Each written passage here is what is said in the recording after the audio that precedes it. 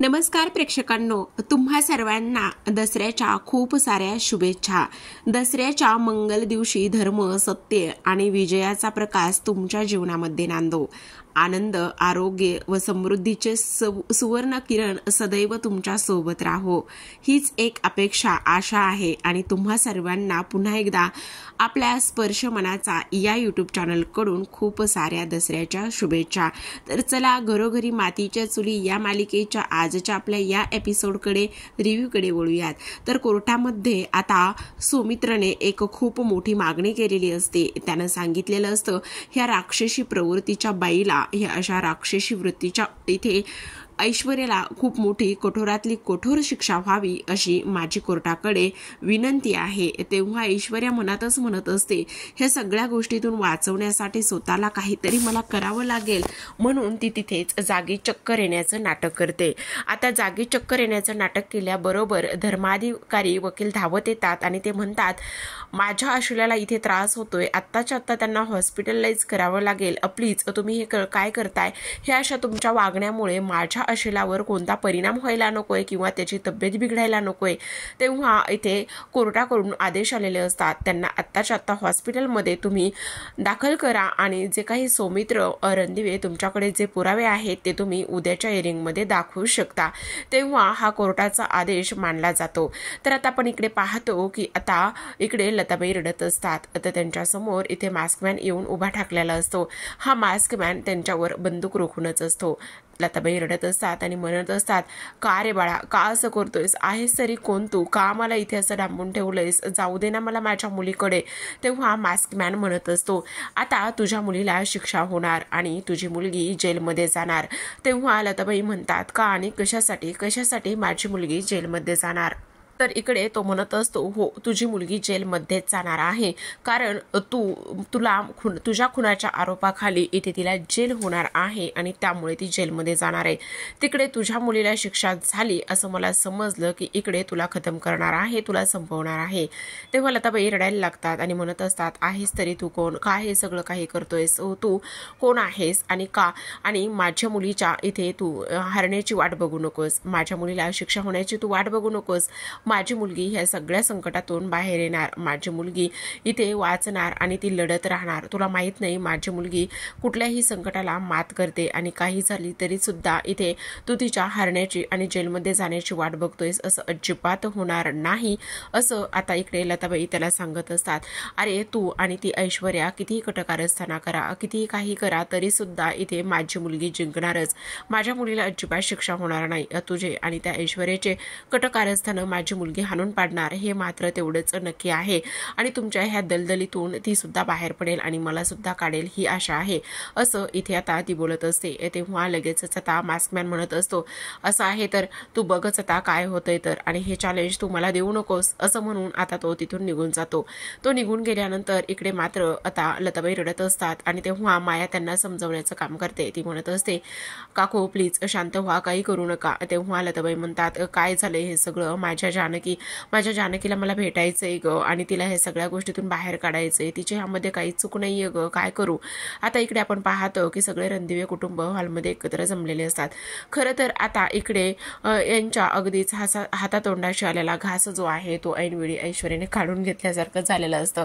तेव्हा नाना खरंच म्हणत असतात, आणि नानांचं म्हणणं सुद्धा अगदी बरोबर आहे प्रेक्षकांनो। ते म्हणतात, नाही, मला असं वाटतंय की ती ऐश्वर्या जी आहे ना, फक्त इथे नाटकच करत होती, काय तिला चक्कर बिक्कर काही आलेली नव्हती, ती फक्त नाटक करत होती, असं इथे ते बोलतात। तेव्हा सौमित्र जो सारंग आहे तो सुद्धा म्हणतो, हो, मला सुद्धा तेच वाटत आहे, ही जी काही ऐश्वर्या आहे ना, ती फक्त आणि फक्त इथे नाटकच करत होती, तिला काही नाही झालेलं, ह्या सगळ्या गोष्टी त्याच आहेत, असं इथे आता तो बोलत असतो। तेव्हा आपण पाहतो सौमित्र सुद्धा म्हणत असतो, हो, अगदीच बरोबर आहे, कारण इथे सगळ्यात महत्त्वाची गोष्ट म्हणजेच की फक्त कोर्टामध्ये राहिलेले पुरावे सादर करायचे होते, आणि राहिलेले पुरावे सादर केले की लगेचच आता इकडे जानकी बहिणीची निर्दोष मुक्तता सुद्धा होणार होती। पण इकडे अवंतिका म्हणत असते, तेच तर, ही ऐश्वर्या एक नंबरची घातकी बाई आहे, ही खरंच खूप पोहोचलेली आहे, तिने ते नाटक जे केले ना, ते नाटकच केलेलं होतं। तेव्हा आता इकडे सारंग म्हणत असतो, हो, अगदीच बरोबर आहे वहिनी तुमचं, आता मला तर असं वाटतंय की एकदा का तिला शिक्षा झाली आणि तिला एकदा का शिक्षा झाली की सगळ्या गोष्टी कशा अगदीच व्यवस्थित होणार आहेत, असं इकडे ते बोलत असतात।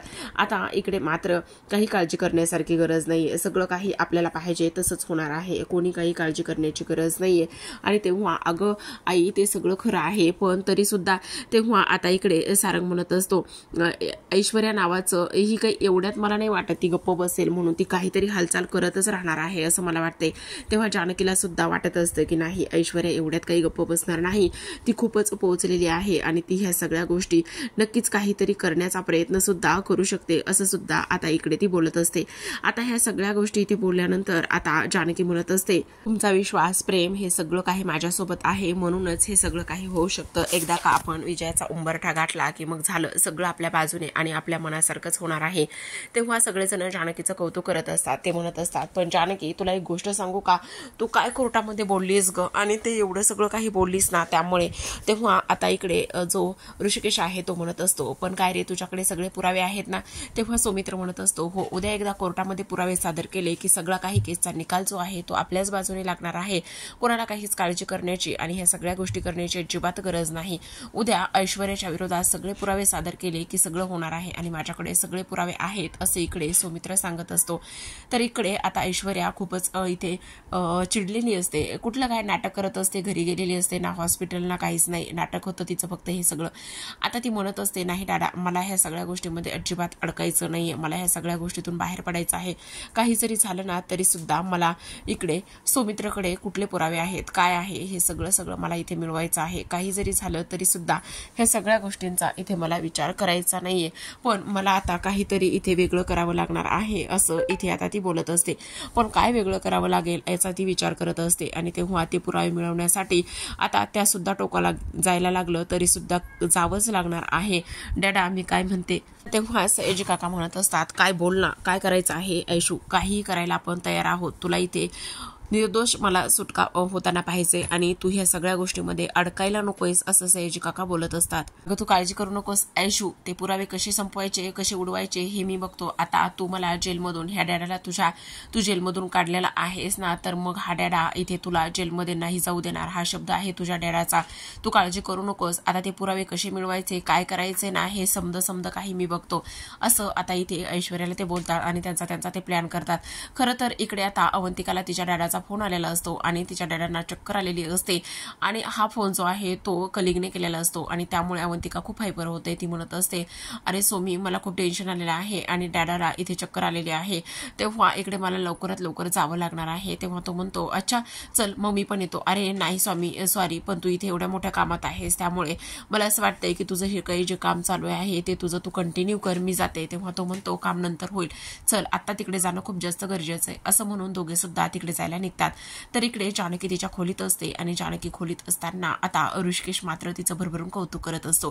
तो म्हणत असतो जानकी खरंच आज मला तुझा खूप अभिमान वाटतोय. खरं तर इथे तू कोर्टामध्ये किती काय काय बोललेली आहेस आणि ते सगळं बोलून खूपच भारी वाटलेलं आहे.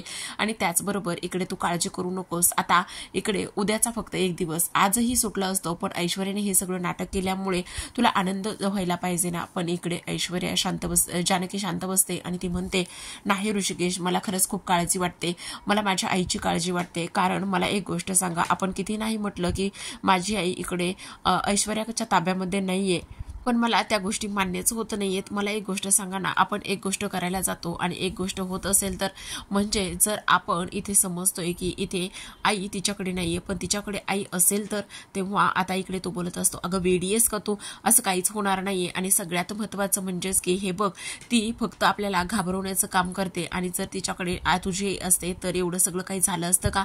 मग उद्या आता तू सुटका होणारच आहे ना, मग तू नको काळजी करूस, धीर धर आणि आनंद साजरा कर. आता आपल्या जो विजय आहे तो अगदीच 2 पावलावर आहे.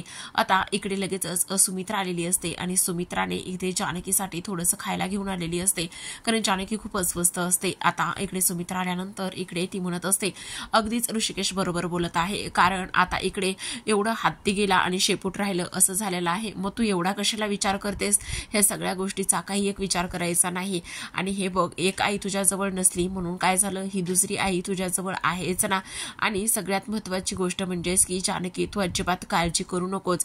नेहमी इथे सत्याचा विजय हा होतोच आणि वाईट हे कधीही हरतच. त्यामुळे तुला ह्या सगळ्या गोष्टींची काळजी करायची काही एक गरज नाही, समजलं. आणि तुला एक गोष्ट सांगू का जानकी, तू नको काळजी करूस, माझं मन आणि सगळं मला सांगतंय तुझी आणि तुझ्या आईची भेट ही नक्कीच होणार आहे, समजलं. तू एवढ्या सगळ्या गोष्टीची काळजी करण्याची काही गरज नाहीये. आणि हे बघ, आता सौमित्रा आहे ना, आज सुद्धा हे सगळं झालं असतं, पण त्या ऐश्वर्यामुळे ह्या सगळ्या गोष्टी झालेल्या नाहीयेत. मग एक आई तुझ्यासोबत नसली, मला माहिती तुला तुझ्या आईची खूप आठवण येत असेल. अगदी काही क्षण तुम्हा दोघींची भेट झाली आणि त्यानंतर हा विरह, हा दुरावा लगेचच तुमच्यामध्ये आलाय. पण तू काळजी करू नकोस ना, सगळं काही व्यवस्थित होईल. आणि त्याहूनही सगळ्यात महत्वाची गोष्ट म्हणजे की आता हसायचं आहे, रडायचं अजिबातच नाही. आता दसरा जवळ आलेला आहे आणि सोबतच सगळ्यात महत्वाचं म्हणजे उद्या आता लास्ट डेट आहे. आपण हाच विचार इथे मनामध्ये ठेवायचा की आपण इथून ह्या सगळ्या गोष्टीतून आपली इथे निर्दोष मुक्तता होणार आहे. चल बरं, घे बरं खाऊन पटकन थोडंसं, असं म्हणून आता सुमित्रा जानकीला घास भरवत असते. जानकी रडतच असते आणि तेव्हा सुमित्रा म्हणत असते, आता किती वेळ रडणार आहेस, चल बरं हास लवकर, असं म्हणून जानकी हसते. आणि तेवढ्यातच सुमित्रा म्हणत असते, बघ बघ ऋषी हसली बरं का, तुझी बायको हसली. असं म्हटल्यानंतर आता तिघं सुद्धा एकमेकांकडे बघूनच हसण्याचं काम करत असतात. तर आता प्रेक्षकांनो, आपण इकडे दुसऱ्या बाजूला पाहतो की हा सगळा खरं तर डाव होता. नाही अवंतिकाच्या डॅडाची किंवा बाबाची तब्येत खराब झाली होती, नाही काही. आता सुमित्र आणि अवंतिका ट्रॅव्हल करत असतात आणि तेव्हाच त्यांच्या कारसमोर एक अज्ञात व्यक्ती इथे त्यांना झोपलेली दिसते. आता इथे ती व्यक्ती इथे झोपलेली दिसल्यानंतर हे हॉर्न वगैरे वाजवतात, पण ती व्यक्ती काही उठत नाही. त्यामुळे सौमित्र आणि अवंतिका लगेचच गाडीतून खाली उतरतात. आणि खाली उतरल्यानंतर आता पाहतात इकडे अवंतिका म्हणत असते, नक्कीच काहीतरी प्रॉब्लेम आहे, म्हणजे ती व्यक्ती बहुतेक इथे त्रासात असेल का, आपण त्यांची हेल्प करायला हवी, असं म्हणून आता ते दोघे जण त्यांच्या समोर येतात. आता ते दोघे जण त्यांच्या समोर आल्यानंतर इकडे सौमित्र त्यांना उठवण्याचं काम करत असतो. एक्सक्यूज मी, तुम्हाला काय होतंय, तुम्ही उठा ना प्लीज, काय झाले, ओ दादा ओ दादा, असं म्हटल्यानंतर तो जो माणूस इथे पालता झोपलेला असतो तो त्याला सरळ करतो. आता पालत्या झोपलेल्या माणसाला सरळ केल्याबरोबर तो माणूस दात काढूनच इकडे सौमित्रकडे बघून हसायला लागलेला असतो. सौमित्रला हा सगळा प्लॅन एका झटक्यात लक्षात येतो. आणि हा सगळा प्लॅन एका झटक्यात लक्षात आल्यानंतर आपण पाहतो की आता इकडे लगेचच सौमित्र विचार करत असतो, हे सगळं काय आहे आणि ह्या सगळ्या गोष्टी काय आहेत, असा विचार इथे तो करत असतो. तेव्हा आपण इकडे पाहतो की आता लगेचच इकडे सयाजी काका आलेले असतात. आणि सयाजी काका आल्याबरोबर त्यांनी इथे जी अवंतिका आहे तिच्या डोक्यावरतीच बंदूक रोखलेली असते. आणि तेव्हा सौमित्रला ज्या 2 गुंडांनी पकडलेलं असतं त्या गुंडांच्या तावडीतून तो इथे स्वतःला सोडवण्याचा प्रयत्न करत असतो. आता इकडे मात्र ऐश्वर्या म्हणत असते, अजिबातच सोडायचं नाहीये. आता इकडे सयाजी काका म्हणतात, का रे, माझ्या पोरीच्या विरोधात इथे पुरावे जमा करतोस, माझ्या पोरीला फसवून त्या जानकीला वाचवण्याचा प्रयत्न करतोस, आणि सगळ्यात महत्वाचं म्हणजेच की जे काही पुरावे आहेत ते तुझ्याकडे, ते सगळे पुरावे द्यायचे, नाहीतर ही तुझी बायको आहे ना, बायको, ह्या बायकोला ढगात पोहोचवेल मी, समजलं तुला, असं आता इकडे सयाजी बोलत असतो. तेव्हा सौमित्र म्हणत असतो, सोडा सोडा अवंतिकाला सोडा, तिला कशाला पकडलंय, सोड तिला, ऐश्वर्या सोडायला सांग पटकन तुझ्या डॅडाला, सयाजी काका सोडा पटकन तिला, असं आता इकडे सौमित्र ओरडत असतो. पण इकडे मात्र ऐश्वर्या पुढे येते आणि म्हणते, सोडणार आहे ना, तुला सुद्धा सोडणार आहे आणि तिला सुद्धा सोडणार आहे, पण आत्ता नाही सोडणार आहे, कळलं तुला. जे काही माझ्या विरोधामध्ये कोर्टामध्ये जे पुरावे जमा केले आहेस ना, ते सगळे पुरावे मला द्यायचे, आणि ते सगळे पुरावे मला दिल्यानंतर मग काय करायचं आणि काय नाही ह्या सगळ्या गोष्टी मी इथे करेल, कळलं तुला. आणि तेव्हा इकडे आता लगेचच जी ऐश्वर्या आहे ती अवंतिकाला स्वतःच्या गाडीमध्ये बसवते आणि म्हणत असते, आता ही आमच्यासोबत असणार आहे, पुरावे द्यायचे आणि त्यानंतर हिला घेऊन जायचं, समजलं. तेव्हा इकडे सौमित्र म्हणत असतो, सोड तिला सोड तिला. तेव्हा अवंतिका म्हणते, सोमी अजिबात काळजी करू नकोस माझी, काही जरी झालं ना तरी सुद्धा पुरावे देऊ नकोस. पण इकडे ऐश्वर्या आणि सयाजी तिला घेऊन निघून गेलेले असतात. तर जे गुंड आहेत ते इकडे सौमित्रला त्याच्या गाडीपाशी नेऊन पोहोचवतात. इकडे सौमित्र आरडाओरडा करत असतो, अवंतिका अवंतिका, ऐश्वर्या सोड तिला. पण इकडे तोपर्यंत ती निघून गेलेली असते. तर आपण पाहतो की इकडे आता सुमित्रा जानकीला म्हणत असते, काय ग जानकी, काय झालेलं आहे. तेव्हा जानकी म्हणते, काही नाही, बघा ना सौमित्र भाऊजी आणि अवंतिका घरामध्ये कुठे दिसतच नाही, आता ही पण नाहीये आणि सौमित्र भाऊजी पण नाहीये. तेव्हा सुमित्रा म्हणते, अगं हो, बराच वेळ झालं, ते कुठे दिसतच नाहीये. तेवढ्यातच आता सौमित्र दरवाजातून बाहेर त्याला आतमध्ये आलेला दिसत असतो. आता सौमित्र आतमध्ये आलेला दिसल्यानंतर इकडे आपण पाहतो की जानकी म्हणते, ओ सौमित्र भाऊजी, तुम्ही इथे आहात आणि कुठे गेला होतात, आणि तेव्हा अवंतिका कुठे आहे, मी केव्हाची तुम्हाला दोघांना पण शोधते आणि तुम्ही दोघे सुद्धा मला सापडतच नाही आहात. आणि काय झालेलं आहे, सगळं ठीक आहे ना, अवंतिका कुठे, ती पण नाहीये. तेव्हा सौमित्र म्हणतो, हो आईस, हो वहिनी, सगळं काही ठीक आहे, आहे पण आणि ठीक नाही पण. अगं असं बोलल्यानंतर आता लगेच जानकी म्हणते, म्हणजे मला नाही कळलं, काय झालेलं आहे, काही प्रॉब्लेम झालाय का? तेवढ्यातच आता सौमित्र म्हणतो, हो पण आणि नाही पण. सौमित्र भाऊजी, काय झाले ते तरी सांगा ना, असं का जीवाला घोर लावताय? अवंतिका कुठे? त्याचं काय झाले ना, तिच्या बाबांची तब्येत अचानकच खराब झाली, त्यांना चक्कर आली आणि त्यामुळे आम्ही तिकडेच गेलो होतो. मग अवंतिका तिकडेच थांबलेली आहे. हो का? मग भाऊजी सांगायचं ना तुम्ही, आणि अशी अचानकच कशी काय चक्कर आली? आता ते बरी आहेत ना? हो बरी आहेत. आणि जी इकडे अवंतिका आहे ना, ती थोडा वेळ म्हणजे आजची रात्र तिकडेच थांबणार आहे, असं इथे आता तो बोलत असतो. आता ह्या सगळ्या काही गोष्टी इथे बोलल्यानंतर मात्र जानकीला खूपच मोठं टेन्शन आलेलं असतं. सौमित्रकडे पाहिल्यानंतर तिला वेगळंच फील येत असतं आणि इकडे सौमित्रला आठवत असतं, ऐश्वर्याने सांगितलेलं असतं की काही जरी झालं ना तरी सुद्धा इथे जी अवंतिका आहे, अवंतिकाला मी तेव्हाच सोडणार आहे जेव्हा तू सगळे पुरावे मला आणून देशील. तेव्हा सौमित्र म्हणत असतो, वहिनी खूपच मोठ्या संकटात अडकलोय मी, नाही सांगू शकत आता तुला काही. मनातच तो बोलतो, पण काय करू, सांगून टाकू का वहिनीला हे सगळं? पण नाही, माझ्याकडे रात्र आहे, मी नक्कीच या सगळ्या गोष्टीवर काहीतरी मार्ग, काहीतरी तोडगा काढेल, असं इथे तो बोलत असतो. तर आता आपण पाहतो की आता सौमित्र त्याच्या खोलीमध्ये निघून जात असतो. तर जानकी मनामध्येच विचार करते, काय झालं असेल सौमित्र भाऊजीला, सगळं काही ठीकच असेल ना? पण त्यांच्या चेहऱ्याकडे बघून मला अजिबात असं वाटत नाही की सगळं ठीक असेल म्हणून. काहीतरी कुठेतरी पाणी मुरतंय, काहीतरी होतंय, असा इथे ती विचार करत असते. आता सौमित्र तर त्याच्या खोलीमध्ये निघून जातो, पण जानकीच्या मनामध्ये हे विचारांचं काहूर माजलेलं असतं. ती म्हणत असते की नाही, सौमित्र भाऊजी माझ्यापासून काहीतरी लपवत आहेत असं मला वाटत आहे. तर आता प्रेक्षकांनो, इकडे दुसऱ्या दिवशी सकाळची वेळ असते. जानकी मस्त छान सुंदर अशी साडी नेसून तयार झालेली असते, पण अस्वस्थच बसलेली असते. तेवढ्यातच तिथे ऋषी येतो आणि ऋषी आल्यानंतर इकडे जानकीला म्हणतो, अगं जानकी, काय हे अशीच बसलेली आहेस, आटपायचं नाही का? जायचंय आपल्याला लवकर, आणि आज कोर्टाची तारीख आहे, आज कोर्टामध्ये निकाल लागणार आहे आणि तू अशीच बसलेली आहेस, एवढी अस्वस्थ का बरं दिसतेस? मला काहीच कळत नाहीये, काय झालेलं आहे? सगळं काही ठीक आहे ना? अगं जानकी, काय, मी तुझ्याशी बोलत आहे, कुठे लक्ष आहे तुझं? असं इथे तो बोलत असतो. तेव्हाच इथे जानकी विचारामध्ये हरवलेली असते. नाही ओ ऋषिकेश, तुम्हाला एक गोष्ट सांगू का? आपल्या सगळ्यांच्या आयुष्यामध्ये ज्या काही गोष्टी ते होऊन गेल्यात ना, त्यामुळे मनाला एक हुरहुर लागून गेलेली आहे. काही केल्या ते डोक्यातले विचार जातच नाही येत. तेव्हाच आता इकडे ऋषिकेश म्हणत असतो, अगं वेडी आहेस का तू? आज तुला सौमित्र कोर्टामधून सोडवणार आहे आणि तू इथे आनंद साजरा करायचा सोडून अशी शांत शांत बसलेली आहेस, नको असं करूस. तेव्हा जानकी म्हणत असते, नाही ना, मला अजिबात ह्या सगळ्या गोष्टी आत्ता करायला नको वाटतात, कारण एक मनाला हुरहुर लागून राहिलेली आहे आणि खूपच जास्त टेन्शन आलेलं आहे. तेव्हाच इकडे आता असं वाटतंय की आत्ताच हा जो काही आनंद आहे ना, तो आत्ता इतक्यात साजरा करायला वगैरे नको, असं इथे आता ती बोलत असते. तर आपण पाहतो की आता इकडे जो ऋषी आहे तो तिला समजावत असतो आणि समजावण्याचं काम केल्यानंतर तो म्हणत असतो, हे बघ, अजिबात काळजी करू नको, सगळं काही व्यवस्थितच होणार आहे. तर आता प्रेक्षकांनो, इकडे आपण उद्याच्या भागामध्ये पाहत आहोत की आता जी काही इथे ऐश्वर्या जी आहे ती इथे सौमित्रकडे आलेली असते आणि सौमित्रकडे आल्यानंतर सौमित्रने सगळे प्रॉपर्टीचे पेपर आणि जे काही पुरावे आहेत ते ऐश्वर्याला दिलेले असतात. आणि ऐश्वर्याला दिल्यानंतर इथे आता ऐश्वर्याला तो म्हणत असतो, हे प्रॉपर्टीचे पेपर आहेत आणि हे पुरावे सुद्धा आहेत जे मी कोर्टामध्ये उद्या सादर करणार होतो, हे घे.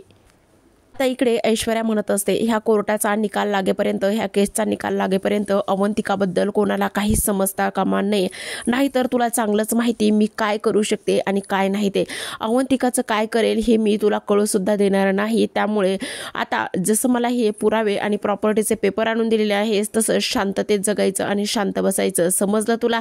आता ऐश्वर्या तर तिथून निघून गेलेली असते, पण सौमित्र मात्र खूपच मोठ्या संकटात इथे सापडलेला असतो, खूप मोठ्या विचारात तो इथे सापडलेला असतो. तर आता इकडे कोर्टामध्ये सगळेजण असतात आणि कोर्टामध्ये जानकीला कटघऱ्यात उभं केलं जातं. तर इकडे आता जज म्हणत असतात, सौमित्र रणदिवे, तुम्ही कोर्टामध्ये आज काही पुरावे सादर करणार होतात आणि कुठे आहेत ते पुरावे? असं म्हटल्यानंतर सगळेजण सौमित्रकडे पाहत असतात, पण सौमित्र मात्र अगदी शांत बसलेला असतो. त्याच्या चेहऱ्यावरती आनंद नसतो किंवा कसलाही कॉन्फिडन्स अजिबातच नसतो. इथे तो म्हणत असतो, सॉरी, कुठलेही पुरावे माझ्याकडे नाहीयेत. काय, तुमच्याकडे कोणतेच पुरावे नाहीयेत? असं म्हटल्यानंतर सगळ्यांना खूपच मोठा इथे धक्का बसलेला असतो की असा कसा हा बोलू शकतो आणि तेव्हा हे सगळं काय आहे असा सुद्धा इथे सगळ्यांना प्रश्न पडलेला असतो। तर आता प्रेक्षकांनो इथे तो पुरावे नाहीत ही गोष्ट तर बोललेला असतो, पण सौमित्रचा नवीन डाव काही असू शकतो का? सौमित्रने पुरावे तर नाही पण लताबाईंना हजर केलेलं असू शकतं का? काय असेल बरं उद्याच्या भागामध्ये कमेंटद्वारे सांगायला विसरू नका, कारण आता इकडे ऐश्वर्याच्या हातामध्ये तो एवढ्या सहजासहजी प्रॉपर्टीचे पेपर आणि पुरावे तर देणार नाहीये, पण काहीही सांगता येत नाही। अवंतिकावर त्याचं प्रेम आहे, अवंतिका त्याची बायको आहे आणि ऐश्वर्या एकदा काही जर ठरवलं तर ते नक्कीच करते ह्या भीतीने तर त्याने ह्या सगळ्या गोष्टी खरंच केल्या नसतील का? काय वाटतं? एक ना अनेक कोडी उद्याच्या येणाऱ्या भागामध्ये उलगडणार आहेत। इकडे आता जानकी हे सगळं बघितल्यानंतर ऐकल्यानंतर पाहतच उभी असते।